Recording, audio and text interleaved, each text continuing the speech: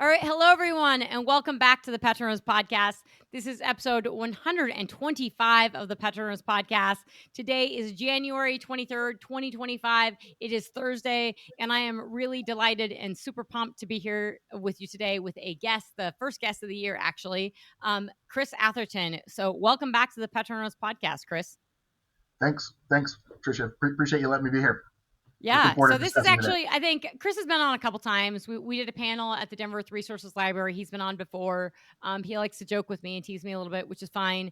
And he pushes back on some things. But Chris Atherton is the CEO of Efficient Markets, also known as EnergyNet. It's still EnergyNet. You guys probably still get the emails from them. We'll talk about that a little more because you've done some rebranding and everything. So this is a kind of a special podcast because this is the first guest out of the gate of a few days into the Trump administration. And holy hell, we're seeing some volatility in oil prices. I mean, we went from last week, $80 a barrel to $74.30 right now. I have not had a chance because I just gave a lecture to students at the Eisenhower School for a couple hours. So I haven't had a chance to go through Trump's speech that he gave at Davos, but that moved some heads, and he did talk about the Saudis increasing output and lowering interest rates. So just to introduce this really quickly, timestamp it. We are at WTI $74.30. Brent $77.95. Again, folks, that was $82 last week. Henry Hub is $3.95. So Henry Hub's still hanging in there. That's because of weather. Dutch TTF $14.90. So we're nearly pushing $15 on European nat gas, which is pretty significant. If you're listening from anything at Davos, one of the biggest themes and trends has been we have too much regulation. Shocker. Europe has too much regulation and it's hurting business. The 10-year yield is at 4.64%. So, that's all everybody was talking about last week. And now it's all obviously focusing on Trump policies. And then the 30-year mortgage, well over 7%. So there's a lot to digest. And here's kind of the run of show with this. Chris, I want to give you an opportunity to talk a little bit about, you and the business, and talk about this is my first, we're going to announce today. And right now, this is my first sponsor or partnership for the PetroNerds podcast. So we'll talk about that. Yeah, super pumped about that. And then I think the run of show, we really want to talk about oil prices. I think what listeners probably want to hear from you really is how you're thinking about oil prices, what you're getting asked by folks, by clients. You do a lot of panels, you do a lot of talking, you're a great speaker, and you have a wealth of knowledge. So I want to really hear from you and get into the weeds on thinking about this from an industry perspective, how they're thinking about this, what you're hearing, thinking about M&A and this volatility in oil prices. I think we can get in then to policies and how you think it's going to shake out, and obviously ask me questions as well. And then I want to talk about the things that we disagree on a little bit and what folks in the industry, I think, are very not on the same side is, are we going to grow or not? Where's the industry growth potential, both for oil and natural gas in the near term and longer term? And also we'll get into the sticks on the map and how much is there actually left to drill. So that's my thinking. We can sort of target that. But with that, Chris, thank you so much. And I'm going to hand it over to you. So tell us about like what you're doing now and this rebranding or this new name, and what's new or what's different or what's the same. Yeah, certainly. So EnergyNet's been in business for over 25 years. I've been with the company for about 22, 23 years now. We are essentially transaction advisors for the oil and gas asset industry, upstream oil and gas assets. We have a couple different brands, but essentially what we're doing is creating a two-sided marketplace for oil and gas assets in the lower 48, some in Canada, some in the Gulf of Mexico. We sell about $1 billion in assets a year, but that's comprised of thousands of individual transactions. So we sell operated working interest, non-operated working interest, overrides, royalties, minerals, entire fields, help companies exit out of entire basins. So EnergyNet is the oil and gas platform. We have Indigo Energy Advisors that focuses on a little bit higher valued, more complex deals. We have a team of engineers and geologists that support those we'll call them $25 million to $150 million size deals that may have more complexity and more upside and more of a narrative or story to really unlock the value. But we're working on the seller's behalf, engaged by the seller to run a fair, competitive, structured sale process for their assets to maximize value. With that, about 10 or 15 years ago, we began, kind of applying our business model and the competitive sale processes that we run to government agencies. So we work for the Bureau of Land Management, for the U.S. federal government. We work for the state of Texas, Colorado, Wyoming, Montana, New Mexico, Oklahoma, and we facilitate competitive sale processes for their oil and gas leases that they run or that they manage for the state or for the U.S. federal government. And that's really where the genesis of Efficient Markets came.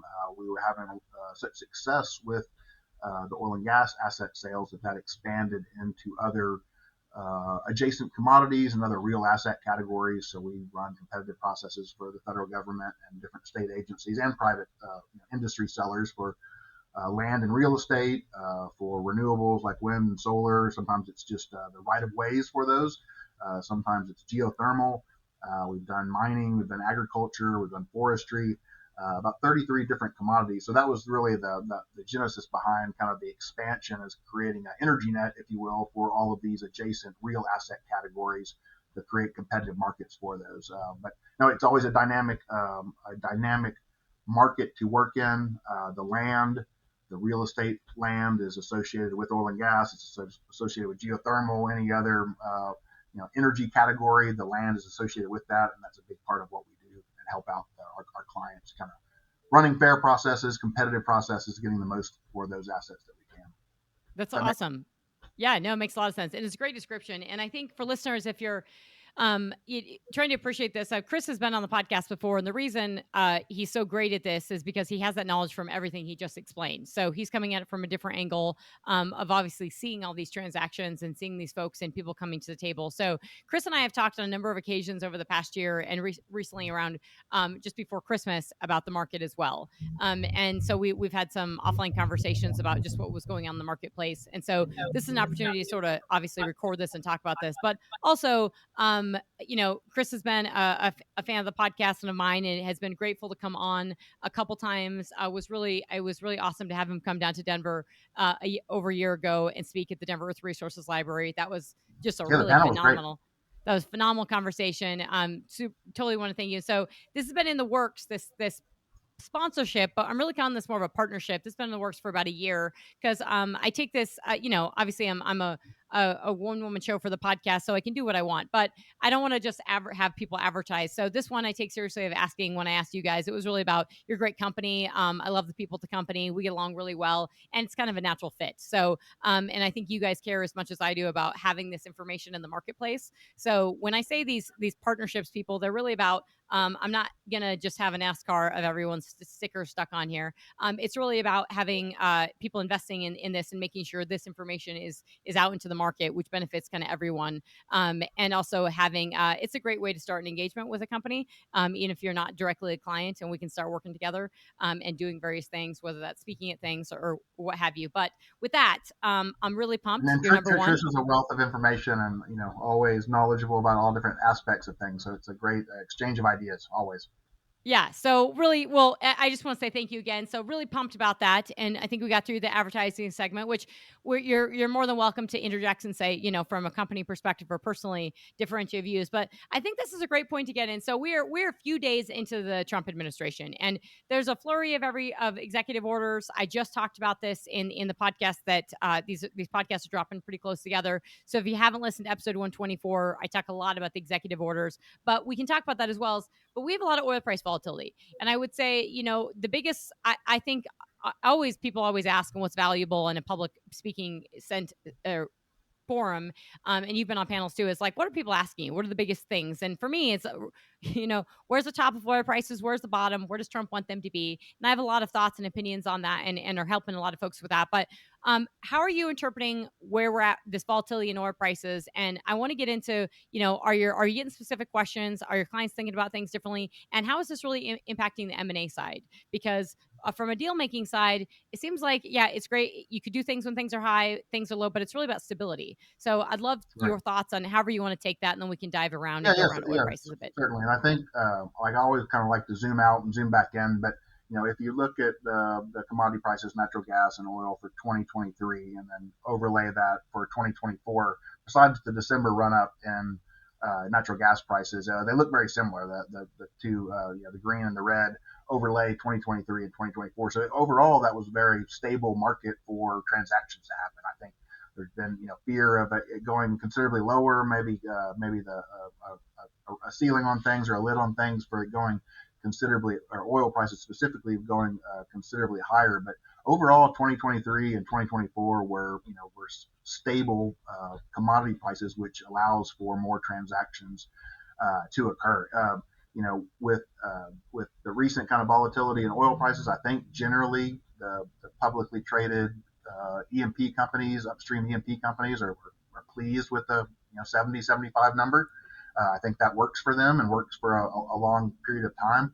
I think that there's still amongst the upstream E&P companies, there's still a lot. Capital discipline is a religion, and I think that it's not going away anytime soon. They're not going to overproduce or oversupply the market. I think they have a lot of rightful maybe skepticism or fear that Saudi Arabia can dump a million, 2 million barrels more on the market at their whim. So I think that kind of keeps a lid on things.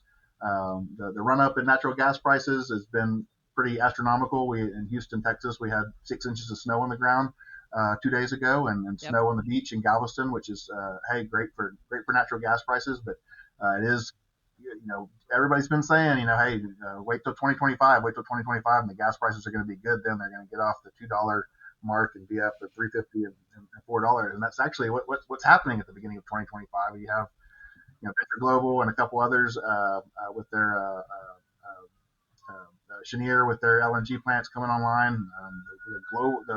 Europe needs a lot of natural gas. The world needs a lot of natural gas, and the U.S. has a lot of natural gas to unlock and to send out LNG exports.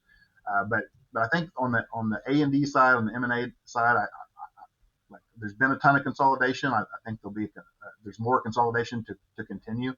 I do think that buyers are eager to see what kind of non-core asset dispositions come out of these mega mergers, and we're seeing that beginning to happen. So excited about that from the kind of the M&A space. Okay, that's great. And there are a lot of threads to pull on that, and I love where we disagree because that's awesome.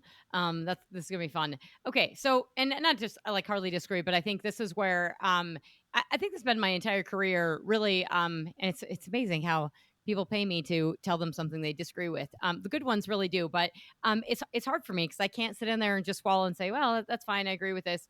I would say there's a theme within the industry that's echoing what you just said.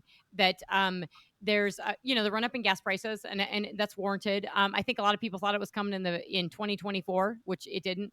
And of course, inevitably, it has to come. But you can't predict the weather. We do have weather, so it's definitely helping in the U.S. And then I think globally, absolutely. Clearly, if you have a colder winter, so the world needs the nat gas, and that's where I think policies are going to help. So we'll go to that in a minute, but this capital discipline, the two things you said that struck me as things that we can tease out a little bit is the capital discipline and the skepticism on Saudi. And I will say, I've been analyzing this market. I work with players in the industry. I work with players outside the industry, and I do the zoom out, zoom in all the time. And it is this capital discipline that always gets me, because people have been saying that for years, and it's very impressive under this capital discipline that we're producing 13.5 million barrels a day with 584 rigs and 188 frac fleets. And I don't disagree that we don't have capital discipline, but I think we've had pretty high oil prices. Relatively speaking, $75, $80 oil price is pretty healthy. And so when you really look, I just was, obviously talking to a geopolitical, more military strategic group, and I was really zooming out and looking at oil prices and saying, look, historically speaking, we're pretty high.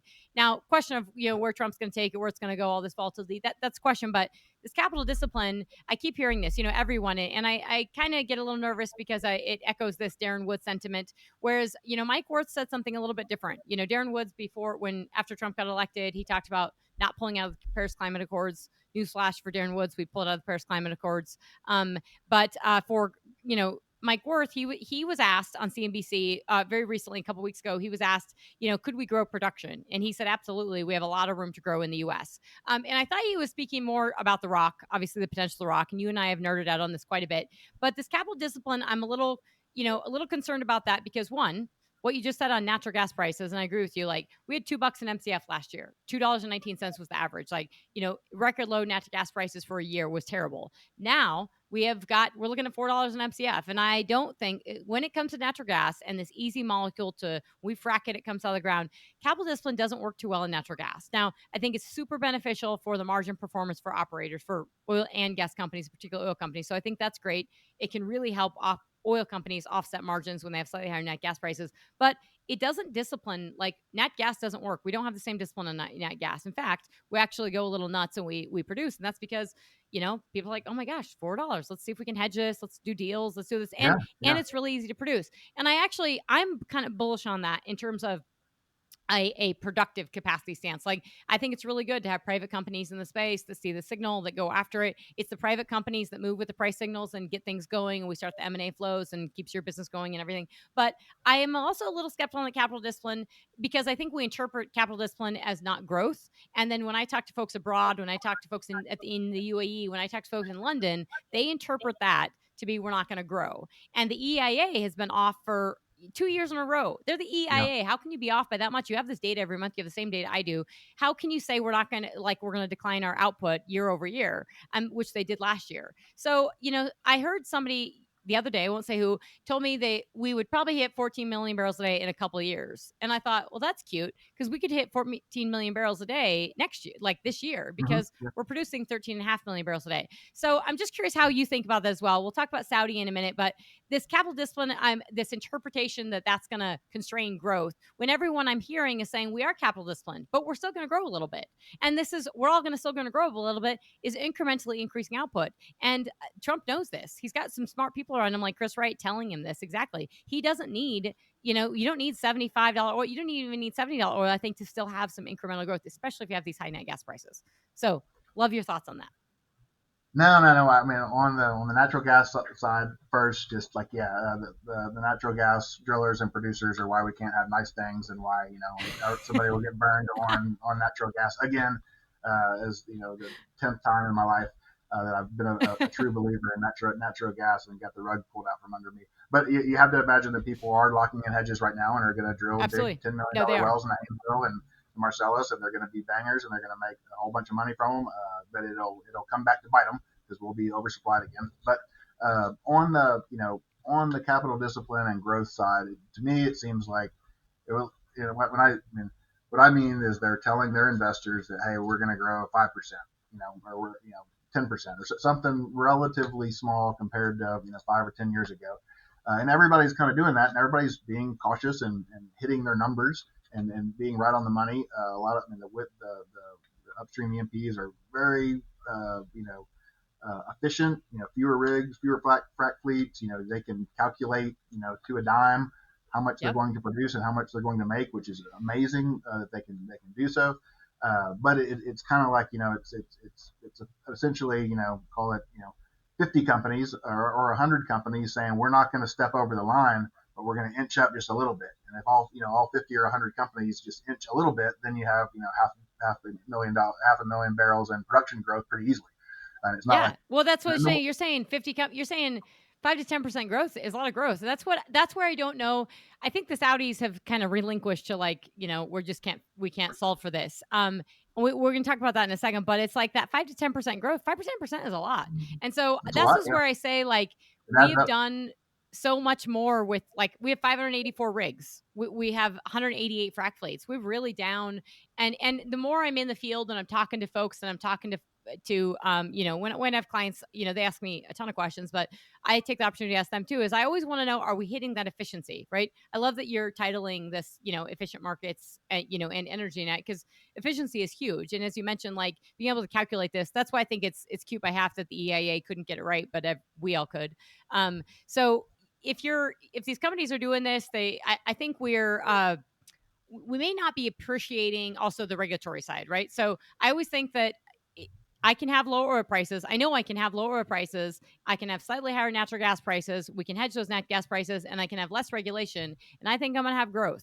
And I do worry, not like crazy, we're going to go bananas, but private companies, they respond to prices, right? And they respond Mm-hmm. to this regulation. We've had 4 years of a harsh regulatory environment. And yes, Companies have been able to do business, they've been able to Mhm. produce, but there's a reason why you have less rigs and less frac fleets and longer laterals. And that's because you're drilling less surface wells, and we're drilling less wells and we're producing more oil. So the incredible ability to do less and to get more oil out, that's impressive. I don't think we've cracked the envelope entirely with that. And then I think, really private companies, I Yeah, think it's going to be less about price and a little bit more about like, hey, you can do business. And people are pent up, they're angry, and they're ready to go. And also, it's about future business, right? It's nat gas. We're going to see the production immediately, and you're making me laugh a lot when you talk about getting burned on nat gas. But it's also the future, right? It's that if I'm know that I can get a permit on my leases that I purchased from the federal government, which I think a lot of folks think they can now. They're going to be able to get permits on federal land much more easily, especially in Wyoming. You see this in the rig count now. We have a handful of rigs drilling in the DJ. We have more rigs drilling in the Uinta Basin with waxy crude in Utah than we do in the DJ here in Colorado. I mean, that's incredible. And these are private companies. You see the same thing in Wyoming. And I look at North Dakota and I think about North Dakota has the ability to produce more oil too. And we see all this unique kind of consolidation where we actually have so many of these private companies, these kind of no-name companies people don't think about.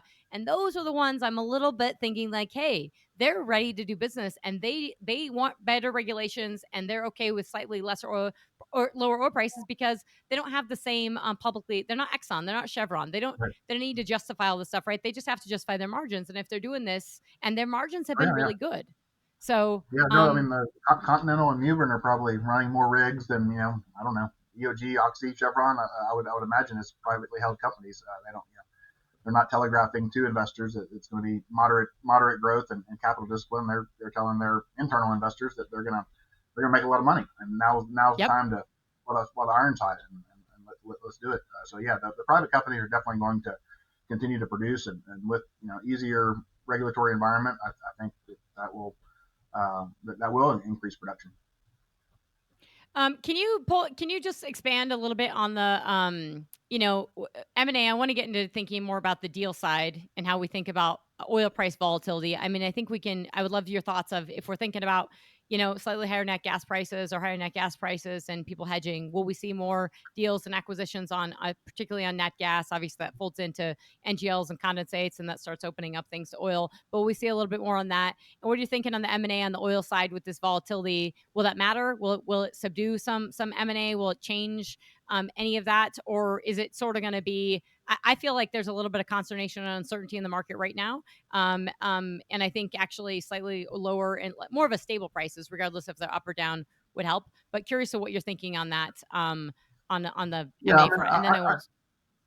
no, on the oil side, I think that generally speaking, the price has been in a range that's been conducive to M&A and to consolidation. I mean, if you can keep the in a range bound oil price for a couple 3 months, you can likely get a deal done. There's been a huge amount of consolidation within the industry, but there is still definitely for the large cap uh, uh, publicly traded companies, the Conocos, EOG, Diamondbacks, Hess, Expand, which is the new Chesapeake, Devon. They are rewarded by the investors for scale and they have a larger multiple of their EBITDA and larger Right. higher metrics for what their companies are worth because they're larger. So I think there's still quite a few small to mid cap companies that see the need to continue to grow or to combine. I think that will likely happen. I mean, there's kind of everybody's, in the past couple of years, it's kind of your dance card has been pulled or not. But I still think that there is more big deals that will occur in 2025 and beyond.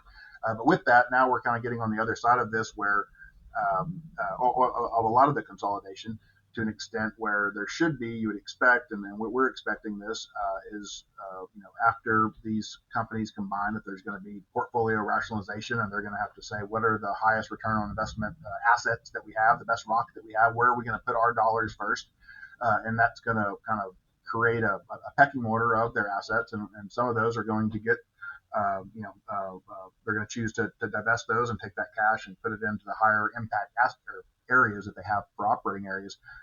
But that's going to create a lot of opportunity. We're already seeing, resurgence of private equity wasn't doing a lot. They were exiting. the past couple of years, but they weren't doing a lot in terms of new teams and new acquisitions. But it feels like the NCAPs and the NGPs and the Quantums, Carnelian, Pearl, Trace are all teed up with new funds ready to deploy, ready to pounce and deploy capital on opportunities. And that's kind of to me that will be kind of the circle of life where pick a company, a Hess or Oxy says, hey, we're not going to get to these assets over here. They're not core for us. We have much better rock to drill. And somebody's, a more nimble private equity company is going to pick those up, and they're going to have a little bit more riskier dollars, riskier technology. They're going to test the fringes, and they're going to crack the code and make it work. And they may, those assets may ultimately get bought back, because they did make it work. And that's kind of how it typically the cycle can run. So I think that with the oil price, volatility, but not so much that deterring deals from occurring. Awesome. Great answer. And I really, guys, if you guys are if your head's spinning and you want to know more information and talk about this, like Chris and I have talked about this at length in that I'd go back a year to a previous year's podcast, the one where he was at the Denver Earth Resources Library with me, because we talk about this and these, the future environment of how this works and these private companies that, like with a fundaire that bought, sub-tier acreage from Whiting and then is flipping it. Now, I'm not saying all those prove out, but it is the private guys that take that risk and that capital. So I think what you're talking to is it's so important for people to think about. And really, I think to me, it is again less a little about price. I think if we have slightly lower oil prices, I think that might actually encourage, in some cases, some transactions. I think it is going to spur, if we have stability in price, if we have $6 oil, I think the regulatory environment really does help private equity. And that's why I say the private capital and the private drilling and operating activity, it may not equate to a ton of production, but also, I know I'm going to get production growth because I know the 5 to 10% from the publics. And then it's the private equity and that activity of we know that money, and we've talked about this, but the money has been subdued in terms of the ability to raise funds. And I think under a Trump administration, it's not going to be subdued. I think when you pull the Paris Climate Accords and you have the slew of executive orders that I've been through in detail, and you read those, this is a country open for business for oil and gas, for hydrocarbons. And so if you want to invest in the developed world, you're going to invest in America. And those dollars around the world are going to come here to invest in oil and gas. And so because you can actually do it. And so the private side, I don't need the same returns I need as a public company. So I do think we're going to be able to get more private equity dollars. We're already seeing this from the banks pulling out. Even before Trump got in office, the banks are pulling out of a lot of climate stuff. Not entirely, but they are. And so you're seeing a lot of that sort of, and it's definitely kind of falling by the wayside as Trump pulls out of the Paris Climate Accords and does all these things and says, we are, I think the drill, baby, drill mantra is a little bit overused, but truthfully, it is the drill, baby, drill. And hey, we're refilling the SPR to the tippity top is a statement to the industry. We are here to do business. And then the executive orders, I encourage folks to read them, but listen to the last podcast because I read through them quite a bit. But they're talking about geopolitics. They're talking about leverage, and they're talking about enhancing domestic energy security. So this is an administration that is serious about investing in U.S. oil and gas production growth. And I think that wherever the public companies land on that, that's one thing which they'll eventually come around, even if it's not quick. But the private guys and the funds, I think, are definitely going to flow because they're going to see that signal. Yeah, no, I mean, just with and it has to be with the Trump administration and Trump elected and the new executive orders and his signal. I mean, in the inauguration speech, the day after, of just how important oil and gas is to him and to the country. The money flow has to be a pendulum swinging, and then reducing the regulatory environment, or making the regulatory environment much more conducive to making money in the space. Will open things up quite a bit. Trump himself probably, he doesn't want high oil prices. He wants low gasoline prices. So, but at the same time, he recognizes that the industry is vital to the economy in general as a whole, and is going to make it, allowable, much more reasonable to work in the space. But with all the Inflation Reduction Act, or the money that flowing to renewables or solar or wind or different things, because oil and gas fossil fuels were dead on arrival. I mean, all that money is going to swing back into the space and the energy space. You have to assume so. Yep. And so, and I say that to a lot of folks. I mean, it really explaining it sort of in different ways, but hydrocarbons are back in fashion in America. I mean, you do have a new sheriff in town. Like, this is a new game. But I want to ask you specifically, because we've talked before in the really over the course of this Biden administration and getting to know each other. You have dabbled, or maybe you haven't, but can you talk to that? We are kind of flipping the script. We're definitely turning the tide, change of winds, however you want to call it. Renewables are not in fashion anymore, right? They are no longer utilities. I think we have to be a little bit careful and again, I'm not in telling people what stocks to buy, to clarifying that, but I don't think that this market performance of utilities versus, the S&P index of producers, we could see that shift a little bit because utilities have been able to charge so much, just go crazy. They've been Right. able to shove this wind and solar into the grid. They've been able to charge like crazy. They're able to charge people $18 an MCF for gas when gas prices were, $2 last year. So somebody's making a lot of money, and I think it's Excel and the CEO of Excel. But you you have a vantage point from your business of actually the deal side on what was actually going on the, on the so-called clean tech space on wind and solar and what was going on there. And just as well as I did, that as much as everybody tried to push back, there were very few of us that were just like, no, like, this does not work. There was still a lot of money and a lot of people flowing because the flurry of the craziness from the Biden administration. And I think people have to appreciate that a little bit in the context of oil and gas now with Trump. But can you just talk about that from the market perspective and the deal side? And did you dabble at all in the clean tech space and in wind and solar? And if you did, what's shifting now, and how that policy shifts and what that looks like? Or Yeah, I mean, given that you yeah, have federal exposure? yeah, one of the things that's interesting, just like in hearing you talk, where if I'm on both sides. I'm happy when a deal transacts. So I need a buyer and a Yep. seller. So I need Yep. somebody that says, hey, this is out of favor. I'm going to sell these assets. I need a buyer that has a contrarian that says, hey, this is a great opportunity to buy these and make some money. So I need both sides to work. It can't be everybody standing on one Right. side of the room saying these are no longer viable assets or no longer money making. That just the market doesn't work then. But generally speaking, I mean, with uh, what we've done the most is probably geothermal, and that's still like in kind of a nascent stage, but a lot of geothermal leases. There's definitely some crossover in oil and gas in terms of Yep. drilling geothermal wells and some things like that. Like what where we excel and what we prefer to do is less on the renewable project side, but like on the capital raising, we don't do that. But if there's a project that's functional, that's going, we can definitely find a buyer for that in the wind or solar or geothermal space. What we prefer to do in our relationships with the U.S. federal government through the Bureau of Land Management or different state agencies that control a lot of trust lands is to facilitate a process for them where there's wind developers, there's solar developers, there's oil and gas operators and producers, the geothermal producers. But what we like to do for them is to provide a marketplace where they can get their assets or get their land related assets, the subsurface or the surface, out to the market and get them to be developed. And so that's what we're really facilitating there. So within Arizona or the state of California or the state of Nevada, there's still a lot of opportunity in the Yep. renewable space for companies that want to pursue it. Not every deal is going to be a grand slam and make money, but there are ways to make money in the alternative energy space. And I think I don't see it going away anytime soon. The winds may be favoring fossil fuels again, and I'm 100% supportive of that. But I do think it's kind of an all of the above, energy source going forward. I don't think we can put that back, put that back in the bottle.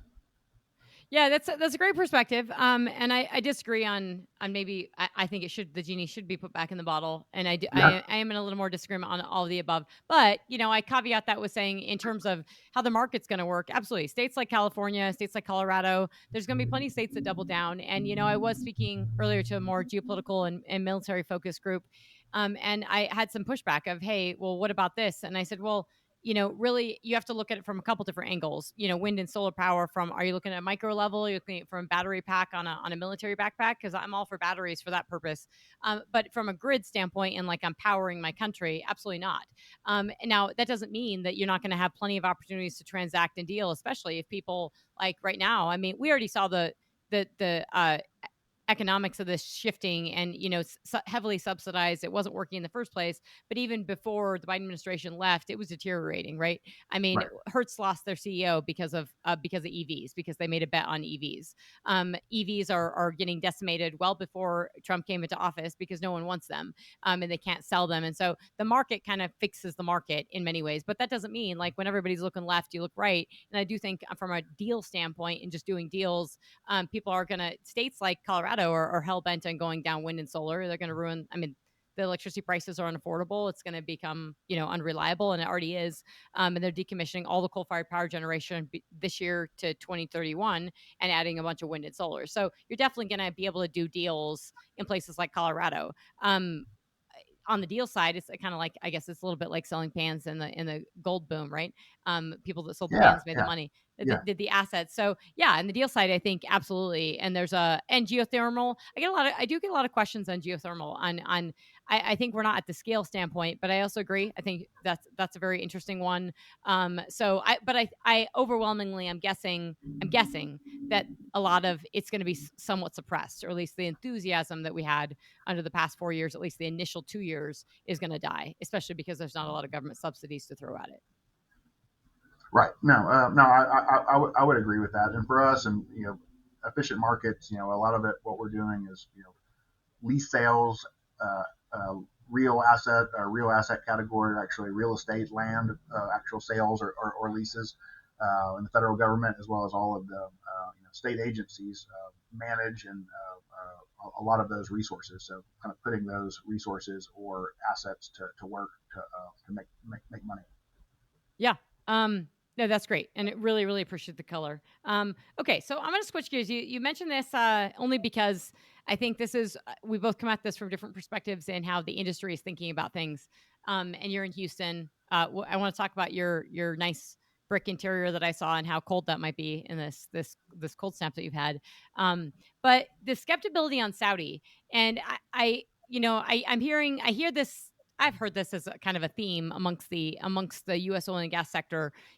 Also the theme of the oil and gas sector was they were very bullish on prices that kind of went away, and then now this skepticism on can Saudi produce. It's funny because it reminds me of how skeptical the Saudis were when we shut in production and it couldn't come back. And it's just so funny that I obviously hear these two sides from both sides, and I remember talking to OPEC and hearing like, well, can the production come? How did it come back? And I'm like, well, you shut in the well and then you open the well, like, and then it just Yeah. comes back. Like, this is what Yeah. happens.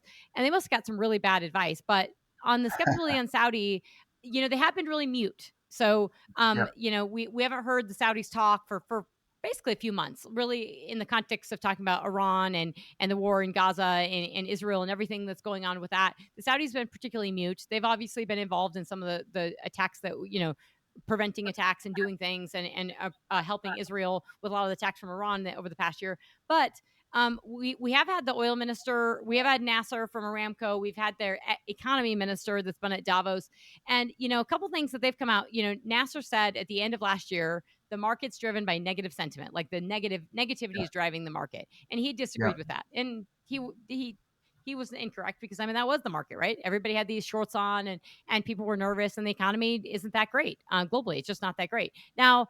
But no one talked about the production, and now they're saying, hey, I heard it was just last night, I think it was, we can bring, or sorry, maybe the night before, we can bring 3 million barrels a day back within weeks, is what they said. Now, that might be a little aggressive, but I think when Right. they tell you that on CNBC, they mean it, right? They are ready to bring barrels back. And so they were essentially just telling Trump, hey, we can bring it back. And you're going to find out, I think, that a lot of that's in storage, right? It's not all of Yeah. it's like we just open the taps. But I really do think we have to appreciate that, just like they were skeptical of us bringing production back, we have to actually drill for this stuff.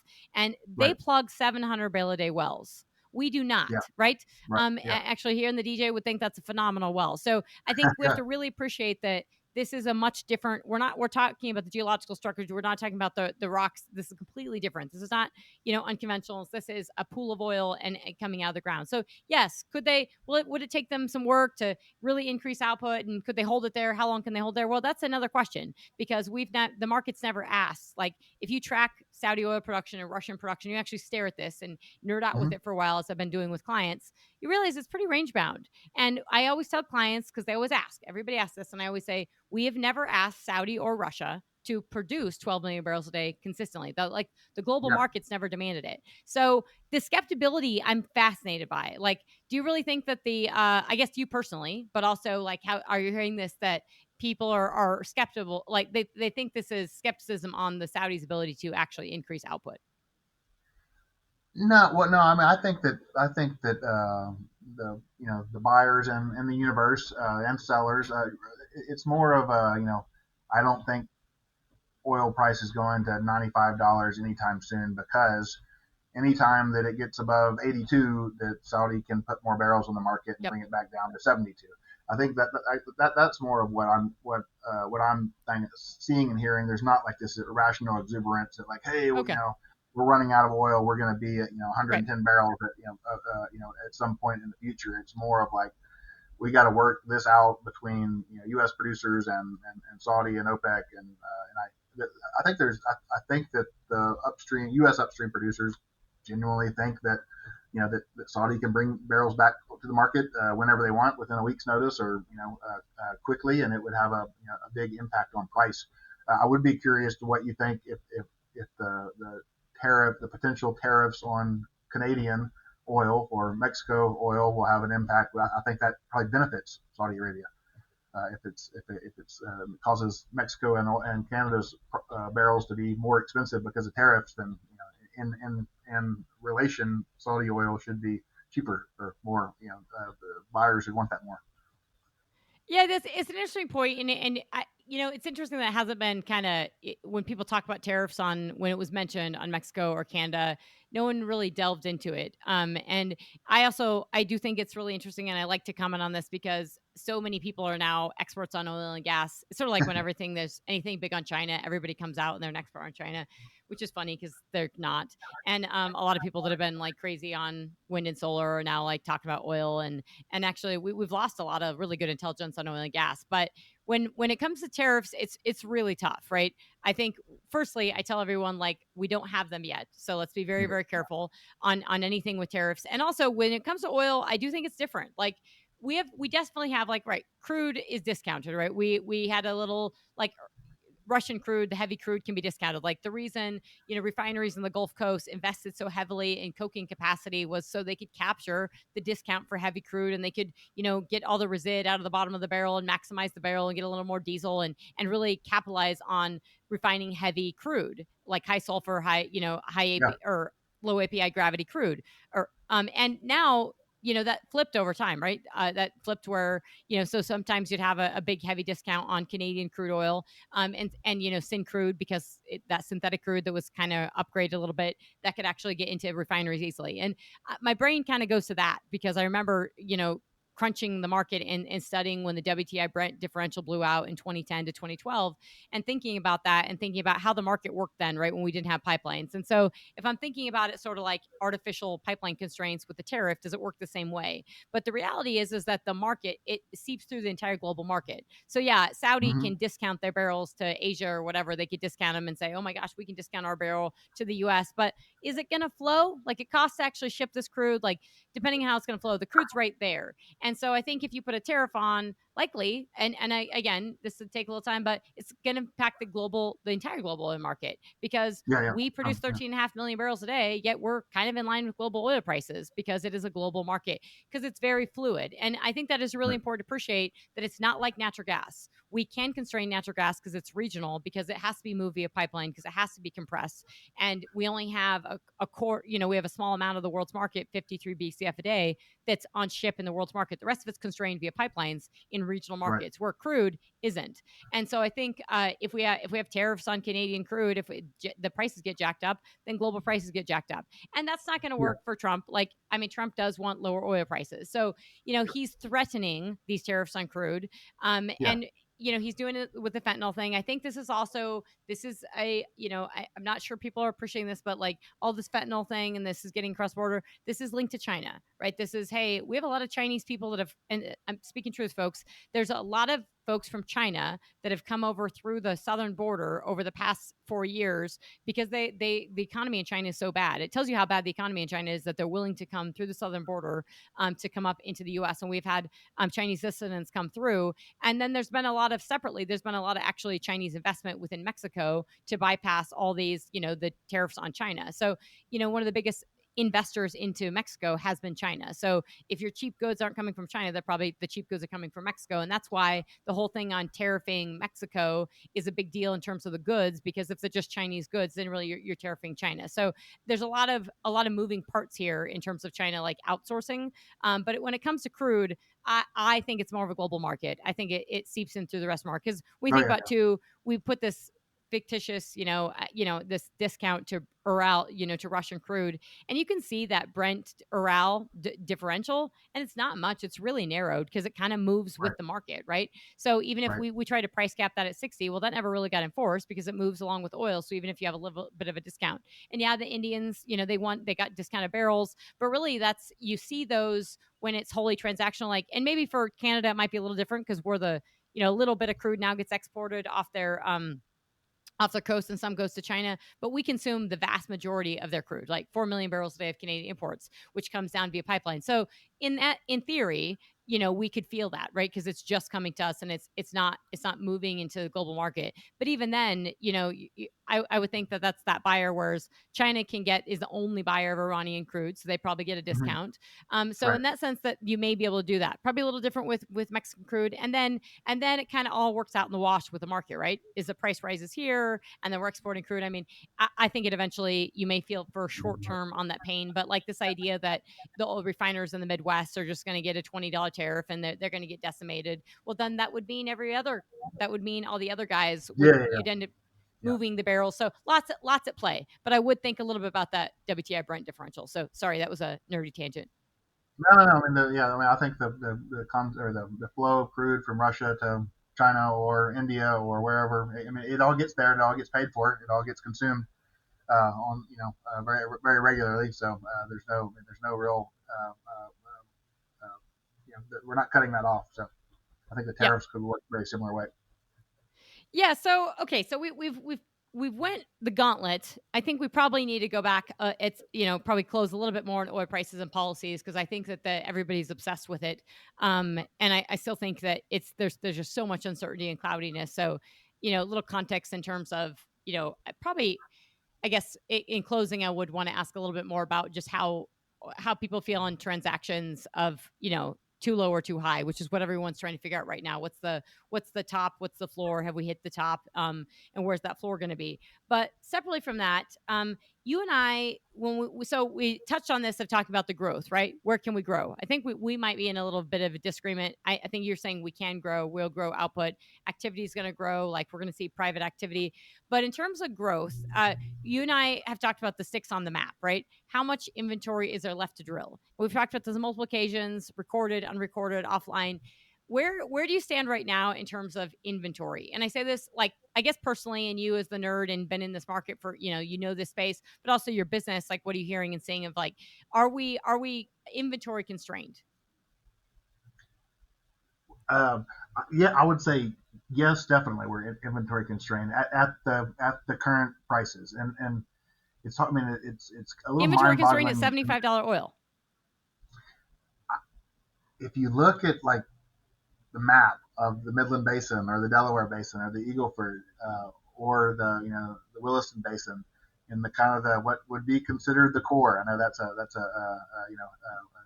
this debate as well, but what should be where all the wells are. I mean, there's not many empty spaces anymore, and it's mind-boggling to me to think about you know rewind the tape to January 23rd, 2015, and all of the horizontal wells that have been drilled in that 10-year space and where they are on the map. And there's just, I mean, it's so many. And you look in some of these spaces that are supposed to be the hottest basins or the top five basins in the lower 48. And you're like, where is there room to drill more wells here? I mean, they can infill, but I mean, are those going to be economic wells? I mean, I think that so I say all that when you look at a map. I mean, it's just covered. It looks like there's no more spaces to put Mm-hmm. any more wells, any more sticks. However, I say that, and the Williston Basin has continued to grow production, year after year after it's been said it's turning over many times.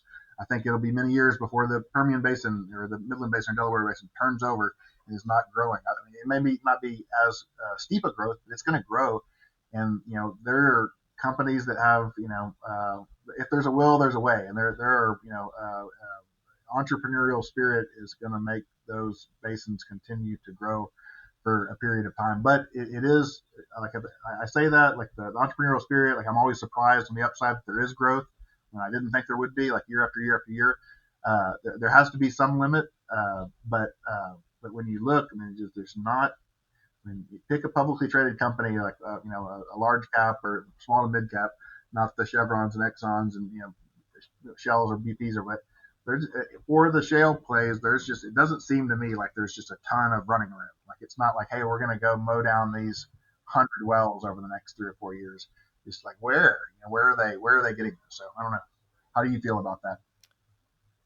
No, I think that's really great. And I love the perspective. So I just want to tease that out before we dive into some of those. But is this, so on a purely like, are you also hearing and feeling this from the business standpoint from the, and I guess that can both enable, obviously that enables transactions, right? It can provide an impetus to, and we've seen that, right? The market talk whenever there's a big transaction, whenever there's a big acquisition is that we need inventory. That's always what the market interprets as. I don't always Yeah, completely yeah, agree with that. I bought Pioneer for inventory.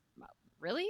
Like, I mean, that's the only reason? Like, everybody buys a company just for oh inventory? yeah, Like, they also had a lot of right. production. There's a number of factors there, but I mean, so I guess firstly, just the first question is, are you seeing that on the? Do you feel like on the deal side? And I'm not asking you to give anything proprietary, but do you feel like on the deal side they feel that way now too? Is that still a big driver that everyone was talking about last year? Is the in the past couple of years is that acquisitions are largely being pushed and driven by we need inventory? Uh, I mean, yeah, I would still say that that's one of the big driving factors is that's the thought process. I mean, there are lots of buyers in the market that just say, well, I don't, that doesn't have any, that's all PDP, that's all production. There's no additional locations that I can drill, so I'm not interested in that acquisition. I don't want to just buy production that's going to decline.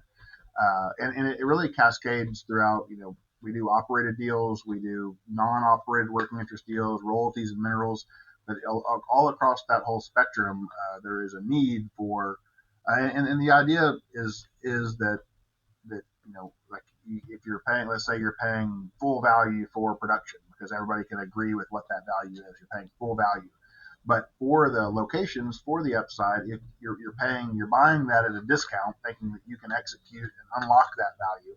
But Yep. if you're paying $100 for a PDP well that's already producing, you may be able to get a location for $25, and then you're going to drill that. And it's going to cost money to drill that, but the idea is that arbitrage where you would have bought it at 100 if it was Right. producing.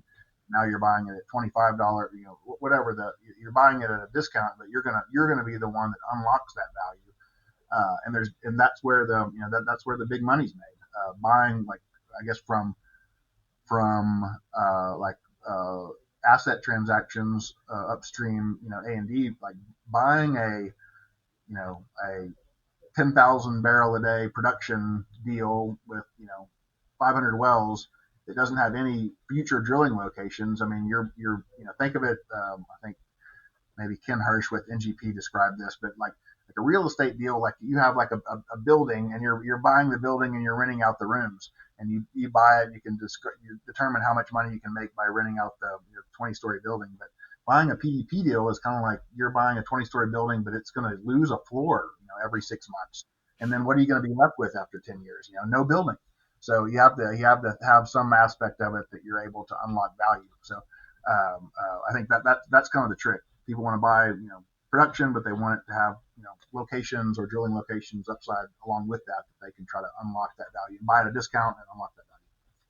So if you guys are listening, you can't see the smile on my face, but like this is one of my favorite topics because this is where no one agrees. And I love the nuances and the breakdown of where people might agree, but like you can get, I mean, I can get a four-man team of engineers, 5 years ago, really like elevated and pretty hot about this topic because they have opinions. Everybody's got an opinion on this, and I think we have to be really honest about the differentiated perspectives. Because what you first said, which is great, is that inventory is at these prices and constrained, and then we kind of have some acquisitions that are incentivized by inventory. Well, if everyone's looking at the sticks on the map, like you're looking at sticks on the map, then are they really buying that much inventory? Which gets to the conversation, what you just said about PDP. So clearly everybody sees assets differently. To your earlier, when you're talking early in the podcast, it's like people see value where others don't. And I think you have to, we have to be honest that also the market, there's a number of reasons, like the timing and everything, to like it's a good opportunity to grow. I think that a lot of these companies had cash, and the stock market, the investors, publicly traded companies, that they weren't going to get any love for doing much except for buying a company, and they didn't even get much for that. But they couldn't do much with else because the investors don't want them to put the drill bit back in the ground, and the investors want them to Right. invest in renewable. Like, what is it? So it was like, hey, what do we do? And we buy Hess, we buy Pioneer, like Yeah. we do these things. And I think it's very interesting because I'm not saying there's not a lot of sticks drilled on the map, but I am fascinated, and I encourage you guys. Really, the last, if you have Chris, if you have not listened to the podcast that I had with Lane Weirs and Brenton Cheeseman, with Liberty and NCS Multistage, we talk a lot about this. And so when you talk to frat guys, and particularly like Lane is phenomenal, but like he has a very different perspective in terms of like the growth of the rock, like what we have left to give. Like Chris Wright has a very different perspective on that.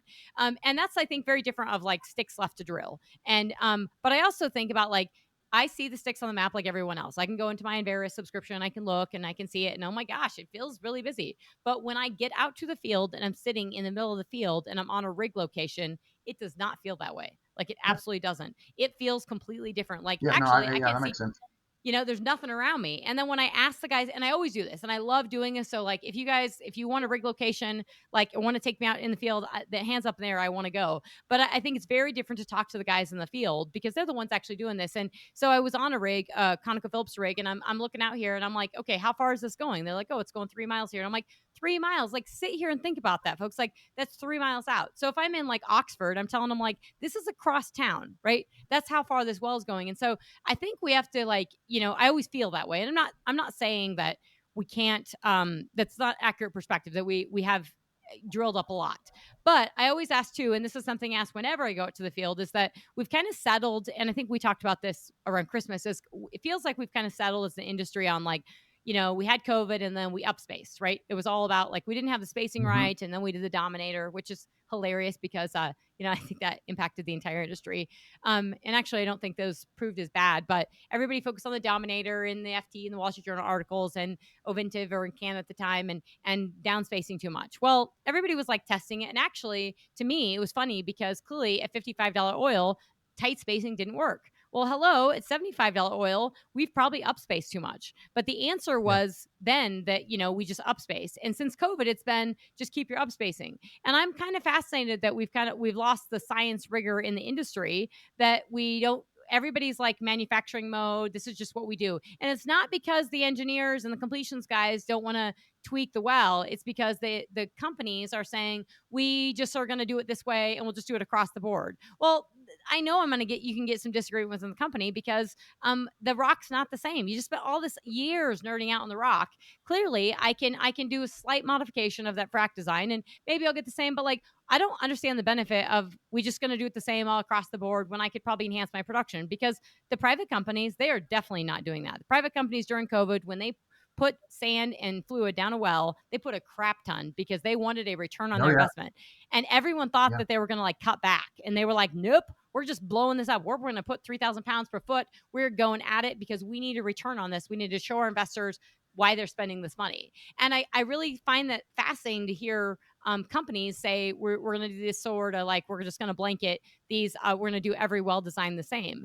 And it makes me think, hey, well, you're doing the thing again, right? You're doing the thing where we're missing stuff, right? Like we shouldn't blanket, and maybe there's areas where we should be downspacing, or we should change the modification. I know that's a little harder to do if you're trying to mow down acreage, but I would think that you should be maximizing your output, and you're probably not doing that if you've got a standard upspacing that you haven't changed in 5 years.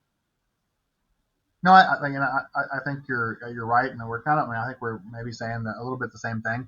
Yeah, yeah. But I mean, uh, like as in our role in Indigo Energy Advisors, and we employ a team of really fantastic geologists and petroleum engineers, but and our brethren competitors at energy investment banks and boutique transaction advisory firms do this as well. But we're working on behalf of a seller. We want to present the seller's asset in the best possible light, and a lot of times that means being very optimistic on Yep. your drill schedule, locations, and and then it's kind of a sell side view and a buy side view. But we try to be middle of the road of what we can defend and say, yes, this is optimistic on maybe how the development plan for this particular asset. But sometimes we come across buyers. They're like, no, you have 16 wells on here, 4 different benches. Like, there's Yep. no way I'm going to drill 16. I'm going to drill 4 wells. So like that's how my Right. economics. I'm going to and maybe the 4 wells that's what they're paying for. But maybe that in the back of their mind they're saying, well, man, again, I'm really going to drill 8. But I'm not paying for 8. I'm paying for 4. Right. But the sell Right. side just wants me to drill 8, That's a really good point. 16 wells. Yep.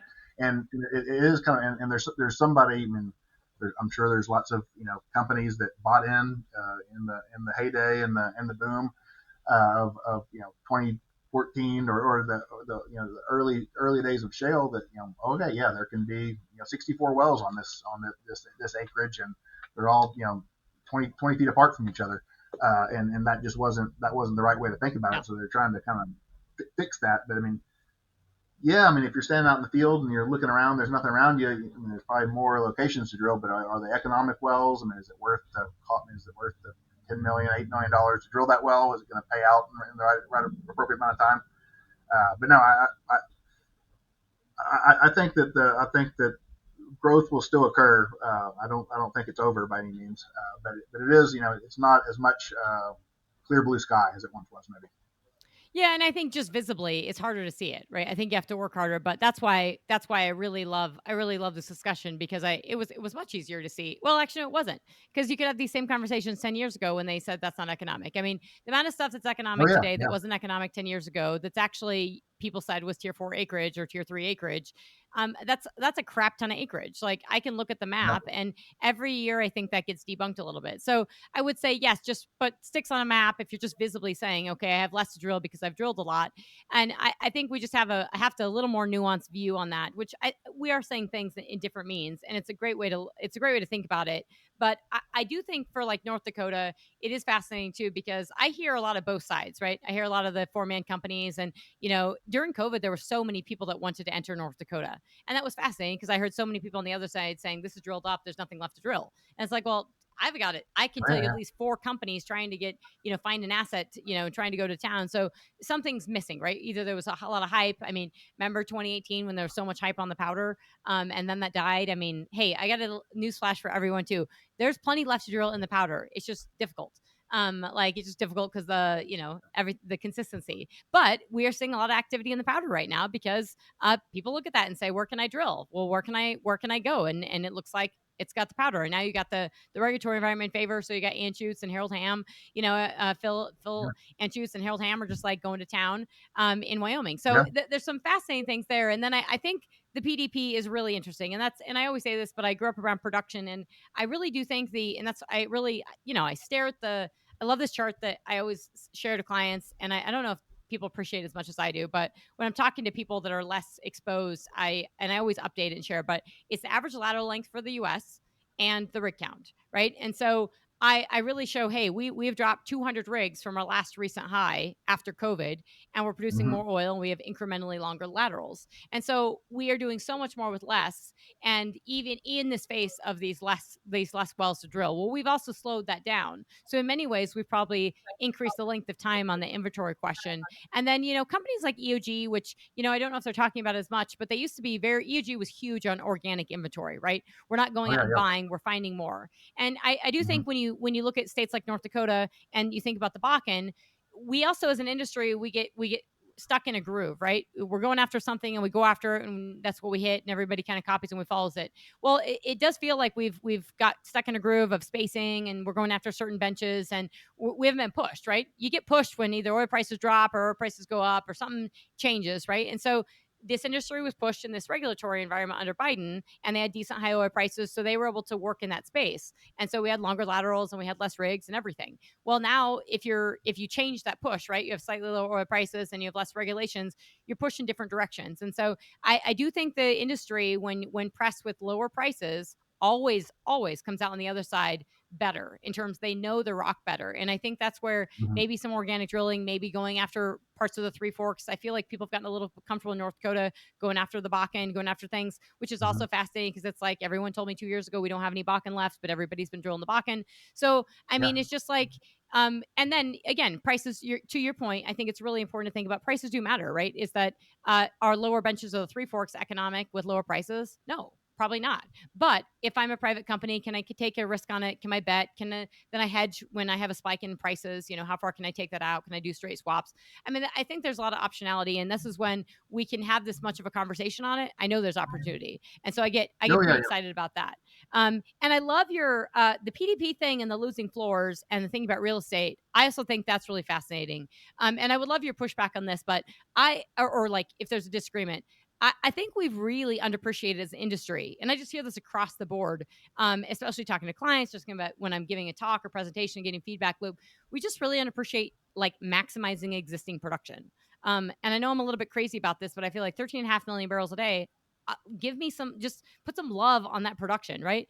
Everybody seems so focused, and I do think we have to appreciate that so many companies are, even though we have less than 600 rigs, those less than 600 rigs, those companies are focused on drilling, completing wells, and they're not nearly as focused on, harnessing the Yeah. production growth out of the wells they just completed and maintaining that production growth. And so I think there's a lot of easy love for existing production and enhancing existing production, maintaining that output and like tweaking it. Do you think I'm completely off base here? I mean, I'm pretty confident in it or think that, but I'd love to know if you feel the No, no. I same mean, I think business wise. companies, I mean, at a huge scale, like companies like Hillcorp and Apache, they've always been able to eke, production, have a 20 barrel a well day, 10 barrel a well day, and increase production 3 to 5 barrels. That's huge. You do that across 1,000 wells, and that, I mean, I think there definitely is opportunity to optimize production and get more out of an existing well bore. And I think there's a lot of companies that really focused on that. I would say that they're two different animals. The companies that are drilling a whole bunch of horizontal wells are different by nature than the companies that are operating as efficiently as possible, operating their current maximizing their current production base and their current suite of wells. One thing I would add, so we run the oil and gas lease sales for the Bureau of Land Management under the previous administration. Those were very much subdued. The Yep. land, the acreage that we offered for sale was much significantly lower than even the Trump one administration or even the Obama administration. But there's a lot of demand for, and I mean, think of a company like buying another company for inventory, like the Bureau of Land Management, especially in Wyoming and the Dakotas, in Montana, and Gulf of the Mexico. Delaware Basin and New Mexico. I mean, there's a lot of federal land still to be leased, Yep. and it's very sought after because it's just kind of that is buying inventory. I mean, Yep. there's no production on it. It's a lease that can be drilled and it's very valuable. Yep. No, that's a really, really good point. And I think that's something to caveat of. That's where I say, like, when you're following the direction of travel, the past 4 years has been largely on private land. So we haven't thought as much nearly about public land. And that's why in the Gulf of Mexico, if you guys are hearing in the market, there's a massive amount of optimism on soon to be Gulf of America, apparently, but there's a massive amount of optimism on Gulf of Mexico. And if you look at that production, it's a solid 2 million barrels a day, but these are monster wells. And I think you've had so Yeah, many companies having price volatility that they are able to at least theoretically, whether they do it in reality is a different question, but look through that price volatility and see opportunity. And I think that's where I would love to, I'd kind of love to close. This has been a really, really good conversation. I think listeners are going to love it. And, I'm sure they would love to have you back and have us go through this more. And I think with this newfound partnership, we'll be doing more stuff together. So hopefully that'll be great. We'll try to record it as well. But I think I'd like to close with just this, oil price volatility. I feel like that's probably the single biggest thing that the industry and folks are thinking about, and people outside the industry as well, is oil price volatility and how we're thinking about that. And like for me, if oil prices go up, hedge it. And if they go, and that can help with some of this downside. And I'm not quite as worried about the downside. I'm a little worried about the industry over moving and interpreting moves, right? Like too big of swings on the down, and they freak out. Yeah. And I think we need to like run through it, because that's literally what history has told us to. Don't drop the rigs if you go to $55 oil. Like, run through this puppy. Like keep going Yeah. through it. Yeah. Do you think we're gonna do, like, from your sit where you're sitting in Houston? Do you think we're able to do that, or do you think people lose their minds? And also, the other thing I was thinking about is, how well are people hedged? Right? If people are actually decently hedged, the nervousness won't really be there. But if they're too hedged, they won't hedge upside that we recently had. So, just what are your closing thoughts on that?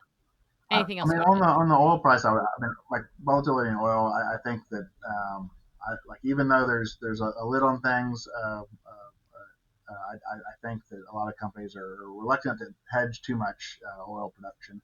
I do think that there'll be a flurry of gas production hedged around now, and there'll be companies Agreed. have prices locked in, and they'll still be drilling expensive wells that are producing a lot just because they have hedges that are locked in. But in I feel that there's kind of definitely a quiet optimism with just the state of the industry. I think there's definitely optimism with the new administration, just from an industry that gets bullied around, even if it's there's uncertainty. I think the regulatory environment improving is a big win, and having people like Doug Burgum or Chris Wright, obviously in the administration, understand and are really smart, common sense people. I think that gives the industry participants a lot to be thankful for. Yeah, I completely agree. So, that was fantastic, Chris. Really appreciate it. I'm sure folks, listeners, reach out. I'm sure that they probably want more of this, but as you can tell, there's a lot to unpack. A lot of I don't even know if it's quiet optimism. I think it's actually, there's some real optimism, but there's definitely uncertainty around price. But I think that's a great way to clarify it. So, Chris, thank you so much for coming on the podcast. Thank you guys for being a sponsor and a partner, and really looking forward to working together. Yep. Thank you very much, Trisha. Great to visit with you. Awesome. Bye, guys.